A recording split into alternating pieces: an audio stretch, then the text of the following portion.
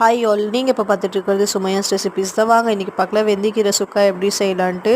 வெந்தயக்கீரையை நல்லா குட்டி குட்டியாக வெட்டி எடுத்துக்கோங்க.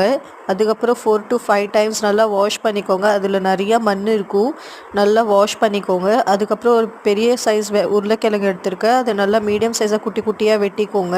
அதுக்கப்புறம் 4 to 5 வெங்காயம் எடுத்துருக்கேன் மீடியம் சைஸில், அதை நல்லா மெலிசாக வெட்டிக்கோங்க. 3 பச்சை மிளகாய் எடுத்துருக்கேன், நடுவில் கீறிக்கோங்க.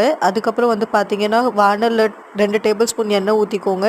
அதுக்கப்புறம் பச்சை மிளகா போட்டு நல்லா பொரிஞ்ச ஆன உடனே நம்ம வெங்காயம் ஆட் பண்ணிக்கலாம். வெங்காயம் நல்லா ப்ரௌன் ஆகிற வரைக்கும் நல்லா வதக்குங்க. மீடியம் ஃப்ளேம்லேயே வைங்க, இல்லைன்னா தீஞ்சிரும். நல்லா வதக்கிக்கோங்க. நல்லா ப்ரௌன் ஆகிற வரைக்கும் ஒரு 5 to 6 மினிட்ஸ் நல்லா வதக்கிக்கோங்க. அதுக்கப்புறம் பார்த்திங்கன்னா நம்ம உருளைக்கிழங்கு ஆட் பண்ணிக்கலாம். பாருங்கள் வெங்காயம் எவ்வளோ சூப்பராக ப்ரௌனாக இருக்குன்ட்டு.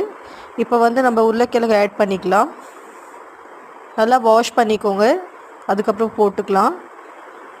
நல்லா அதிலே வேக விடுங்க. ஒரு 10 மினிட்ஸ் ஆகும் நல்லா உங்களுக்கு சூப்பராக வேகணுன்னா. அதுக்கப்புறம் தேவையான அளவுக்கு ஒரு அரை டேபிள் ஸ்பூன் உப்பு எடுத்துருக்கேன்னா நல்லா மிக்ஸ் பண்ணிக்கோங்க.